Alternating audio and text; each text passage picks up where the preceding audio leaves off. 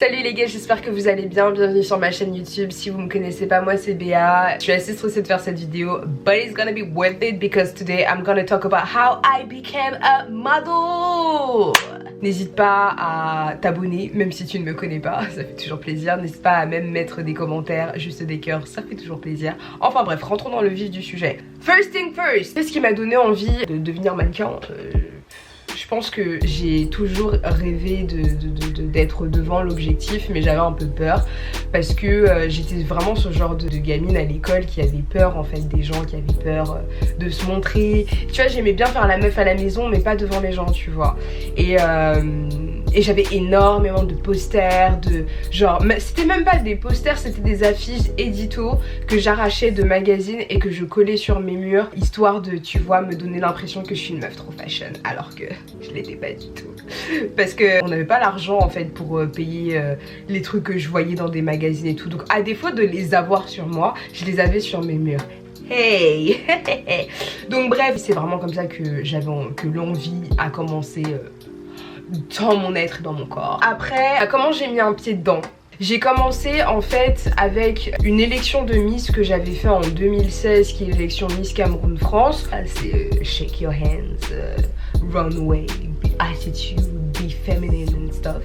J'ai vraiment appris des choses que je ne connaissais pas, qui étaient assez challengeants, et c'était une expérience qui a été assez stressante, mais très révélatrice sur beaucoup de choses, et qui m'a sorti de ma zone de confort et qui m'a donné envie de voir plus loin en fait.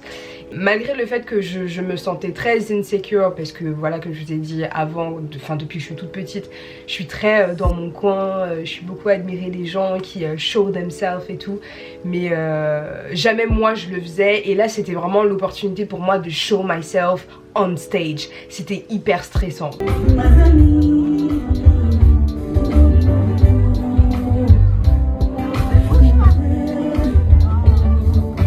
Hyper stressant. J'ai jamais eu peur de faire ce que je ne savais pas faire. C'est-à-dire que si on me demandait de faire un mouvement comme ça, ou vraiment il fallait que je mette mon corps comme ça, j'allais mettre mon corps comme ça. Et moi-même, je proposais des idées. Si j'ai un truc en tête et que j'ai envie de prendre le truc qui est là-bas, le mettre ici, mettre ma main comme ça, tac, je le fais, propose, et on verra ensuite après si c'est faisable et tout. Et ça a toujours été comme ça en fait, j'ai toujours eu cette énergie. J'ai un photographe qui est en face de moi et qui me fait confiance pour faire ce travail-là, ou même parfois une marque. J'ai toujours saisi l'occasion dès que je l'avais, et je me suis toujours donnée à 300%. Et je me suis jamais dit que ouais, je suis trop petite, je suis trop petit, je suis trop machin, je suis trop nanan, je suis trop noire, je suis trop ceci. À l'heure qu'il est là, je suis là, et fais le taf, tu vois. Et c'est tout ce qu'on te demande de faire. Tant que tu essayes, c'est déjà un pas énorme vers ton goal et ta réussite. Après, dans mes débuts, j'étais hyper active au niveau de la photo, c'est-à-dire que j'étais vraiment en soif de savoir, en soif d'apprendre, de rencontrer des gens, de connaître ce milieu et tout, ce qui faisait que je pouvais enchaîner des 3-4 shoots par jour. C'est contre-productif. Genre vraiment, je vous le conseille pas du tout, ça n'a rien de chic. Au bout d'un moment, genre ça n'a même pas de goût. Vaut mieux le qualitatif que le quantitatif. Je suis butée à ça, qu'il pleuve, qu'il vente, qu'il neige, qu'il fasse soleil, sec comme dans le désert. J'y allais, j'avais pas peur. J'ai toujours eu cette énergie où j'ai toujours été très authentique envers les gens avec qui je parle dans ma communauté, envers moi-même, envers ceci, envers cela. Enfin bref, vous voyez que j'avais une énergie, honnêtement ça c'est vraiment une partie où je peux pas vraiment plus témoigner. Voilà, donc je me la suis butée à la mort. Aussi, quand j'avais l'opportunité de voyager dans d'autres pays, je vais sur Instagram, je mettais photographe, je regardais tous les photographes qu'on me proposait dans la barre de recherche, donc qui étaient localement situés dans la ville où j'étais, et je leur envoyais à tous un DM. Donc je regardais quand même s'ils avaient un univers qui me plaisait et tout machin, si en termes de qualité, voilà, ça allait vers là où je voulais. Et puis ensuite, en Hongrie, à Londres, aux États-Unis, whatever. Bref, ça a donné que je n'avais pas peur de leur proposer, écoute, je suis un mannequin français, je suis ici dans tel pays pendant un certain temps, voilà, j'aime beaucoup ton univers photo, si tu aimerais bien bosser avec moi, let's do something together. Parfois j'envoyais des planches avec une idée de ce que j'aimerais avoir, s'ils sont ok d'aller vers cette direction là, ou toutefois je restais ouvert à d'autres tips ou autre chose, enfin à d'autres... Pourquoi j'ai dit tips? à d'autres opportunités, enfin à d'autres idées quoi. Je restais pas fermée, je me suis jamais fermée en fait, je me suis toujours laissée aussi emporter par la vibe du photographe, parce que c'est ça aussi qui fait la force d'un mannequin, en tout cas à mon sens. C'est le fait de savoir rester ouvert à la créativité d'autrui, c'est de combiner non seulement ton art et l'art de la personne pour faire un match qui soit des plus magic. Et puis voilà, hein, franchement c'est en forgeant qu'on devient forgeron. J'ai vraiment cette vision du monde qui est comme dans un animé. C'est que au départ tu commences avec juste l'ambition, et plus tu montes et plus genre tu te surpasses en fait, et plus t'en veux. Bref, tu te donnes à fond et tu te challenges, même si tu sais pas faire, c'est pas grave, il faut bien commencer un jour. Ensuite après on arrive directement vers ce qui semble logique. Comment on fait pour avoir des contacts? Cette question est un peu dure à répondre, parce que moi-même je suis pas sûre de comment je vais répondre à ça. Donc il est possible que... Bref, je vais répondre et on verra. Je pense que j'ai un peu répondu à la question tout à l'heure. Il faut pas avoir peur d'aller vers les gens. Il faut pas avoir peur de dire qui tu es.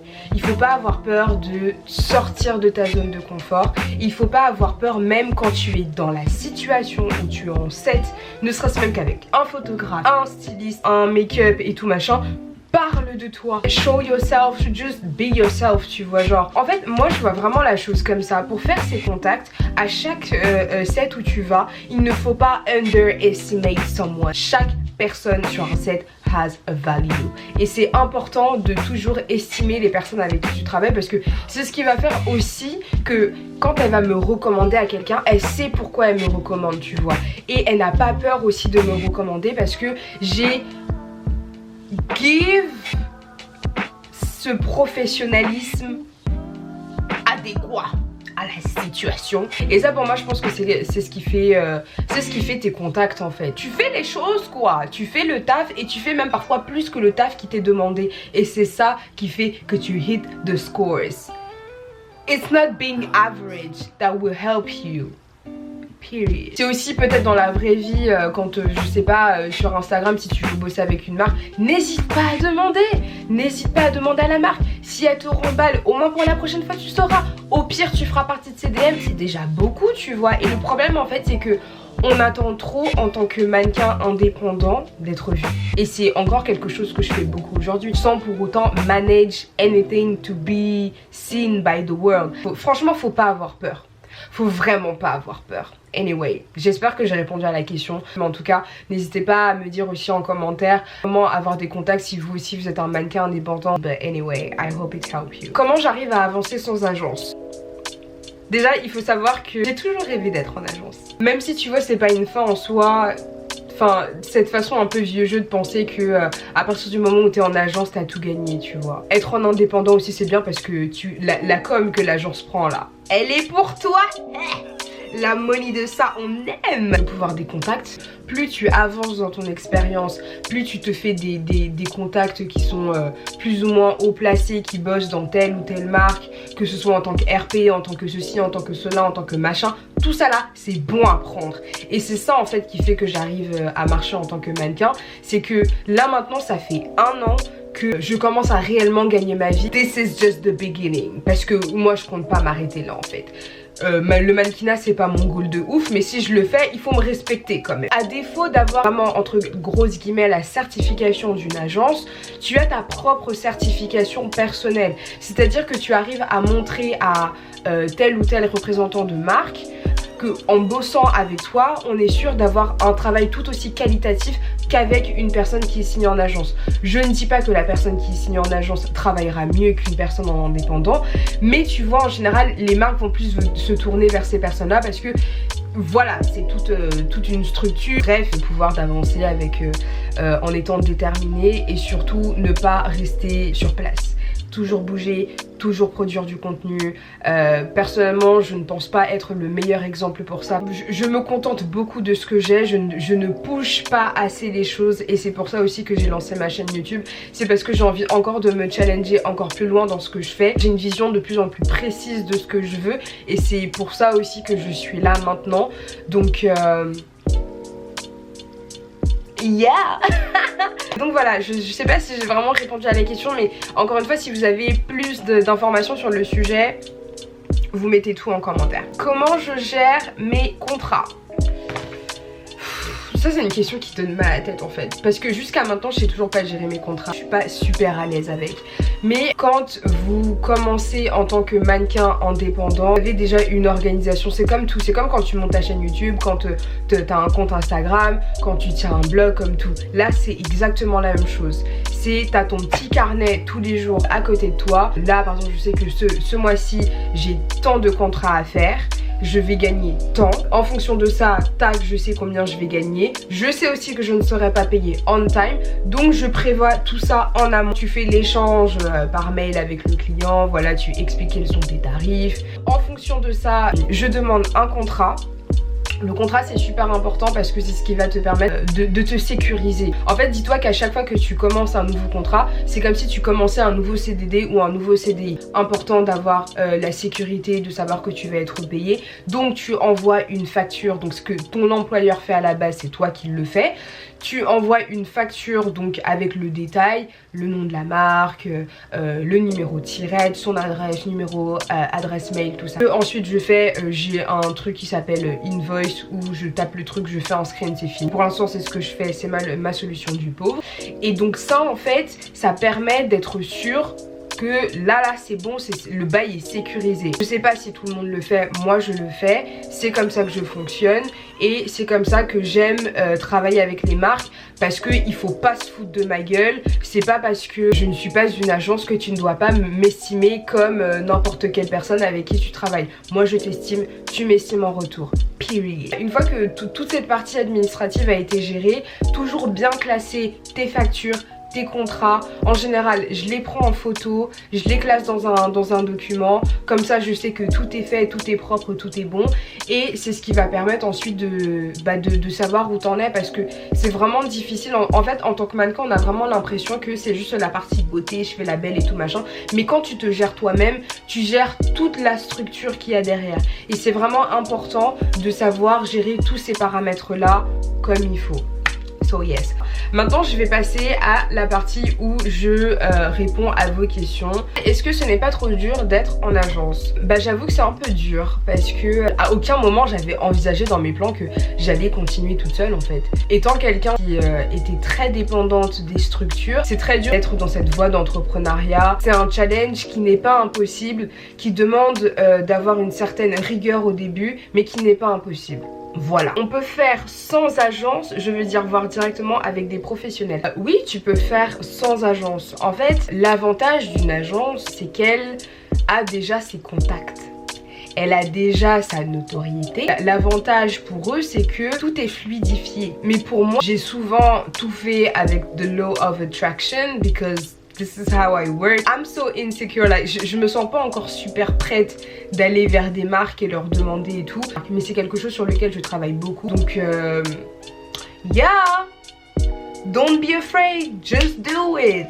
Ensuite, comment tu t'organises pour gérer ou renouveler ton book? MDR. Je ne gère pas mon book. Je le gère très mal en tout cas, si on appelle ça gérer. Normalement, si tu changes de coupe, tu as un nouveau piercing, un nouveau tatouage, quoi que ce soit, tu dois refaire une photo right away pour justement actualiser ton profil auprès des clients. Donc les clients qui sont les marques. Qui permet en fait de savoir où en est la personne et de ne pas avoir de surprise en fait. Le problème c'est que moi, franchement je le fais pas en fait. Je le fais pas et je devrais le faire. Ne prenez pas conseil sur moi puisque franchement pour l'instant je ne fais rien. Tu penses qu'il y a une limite d'âge où tout le monde peut réussir si il croit en lui? Of course. Like of course. Je pense que avant il était important d'avoir un certain âge, d'avoir un certain type de profil, mais maintenant avec les réseaux sociaux et beaucoup de choses, les gens, enfin les mentalités changent, les attentes changent aussi. Certes oui, l'industrie est encore très exigeante sur pas mal de choses, mais on a tout type de personnes maintenant et tout type de personnes à sa place dans le glow, tu vois. C'est une question d'essence que tu apportes en fait à l'écran, à la caméra. Je pense que franchement tout le monde peut devenir mannequin, tout le monde peut y arriver à partir du moment où il le veut vraiment. Comment et pourquoi, genre pourquoi pas acting. Dieu a dit je devais aller là-bas, je suis allée là-bas. Que l'acting c'est pas si facile que ça, comme le mannequinat d'ailleurs. I don't really feel like I wanna go into that, tu vois, genre si on me le propose pour un petit rôle comme ça là, pourquoi pas, tu vois. Mais c'est pas dans ça que j'ai envie de me challenger, donc non, pas l'acting. Comment s'y prendre? C'est une question assez vague. Si toi à la base t'es quelqu'un avec énormément d'insécurité et que t'as envie d'avancer dedans, tu mets tout ça de côté et t'avances. Genre vraiment devant la caméra, n'aie pas peur en fait. Even if you look ridiculous, toi seul devant ton téléphone et que tu te prennes en photo, que tu testes des trucs un peu bizarres et tout machin, c'est pas grave. Enfin bref, c'est des choses qu'il ne faut pas avoir peur de faire. Évite de apprendre quand t'es sur un contrat où on met de l'argent sur toi, tu vois. À ce moment-là, essaie plutôt de faire en sorte qu'on te paye pour quelque chose, quoi. Voilà. Est-ce que j'ai dû faire un statut d'auto-entrepreneur en tant que mannequin indépendant? Alors oui, il faut ton numéro, tout ça c'est important d'avoir tout ça parce que si tu ne l'as pas, tu ne peux pas, en fait les marques ne pourront pas te payer et elles ne pourront même pas, enfin tu vois, ce n'est pas déclaré, tu vois. Et pour certains c'est pas avantageux et tu peux rater des contrats à cause de ça. Donc fais un statut d'auto-entrepreneur. Que je donne des conseils sur des lettres envoyées en agence. Les agences, j'ai essayé de postuler dans des agences. J'ai jamais eu vraiment de retour quand j'ai postulé. Peut-être que je m'y prenais mal et tout. Donc je veux pas donner de conseils sur ça parce que je ne pense pas être un exemple à suivre. Mais beaucoup d'agences sont venues à moi, notamment des agences à Londres, des agences à Paris, des agences comme IMG New York, which is a big agency. Et il s'est avéré qu'à chaque fois, bah, finalement, mon profil ne collait pas somehow et ça fait mal au cœur. Donc franchement je ne suis pas une très bonne personne pour vous donner des conseils sur comment postuler en agence et tout, mais c'est assez intuitif, hein. Vous allez sur le site internet, on vous demande des photos Paula, vous les faites, profil 3/4, face, loin, machin, parfois une vidéo, tac, tu balances ça sur le site internet, une petite description si on demande une description de toi. En général, ce que je conseille dans ce genre de moment là, c'est de vends-toi as yourself. Et c'est ce qui fait aussi que tu te démarques dans le mannequinat, c'est plus tu es toi-même, plus ça marche. En tout cas, moi c'est toujours comme ça que j'ai fonctionné et c'est pas du vrai bois, mais je touche du bois et ça marche. Comment tu trouves des castings? J'aimerais faire avancer mon école, j'en cherche beaucoup.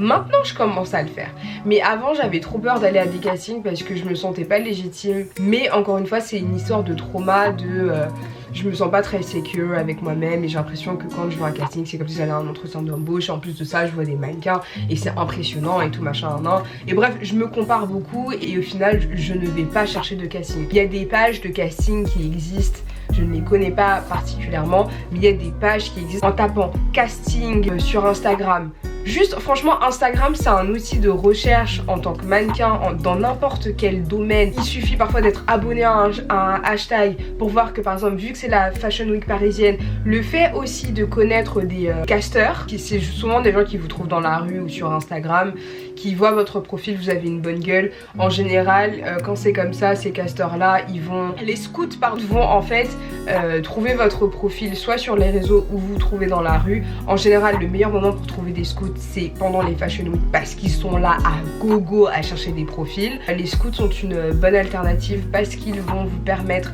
de trouver des castings à défaut de vous-même les chercher. Donc basically yeah. Je pense qu'on a fait le tour. En tout cas merci à vous d'avoir regardé cette vidéo. N'hésitez pas à liker, à commenter, ça m'a fait super plaisir de passer cet instant avec vous. N'hésitez pas à aller sur mon Instagram si vous voulez voir un peu plus mon univers photo. N'hésitez pas à liker cette vidéo, à la partager si vous l'avez trouvée pertinente et à rajouter des informations en bas si vous pensez qu'il manque des informations parce que je ne sais pas tout. Je vous fais un gros bisou et je vous dis à bientôt.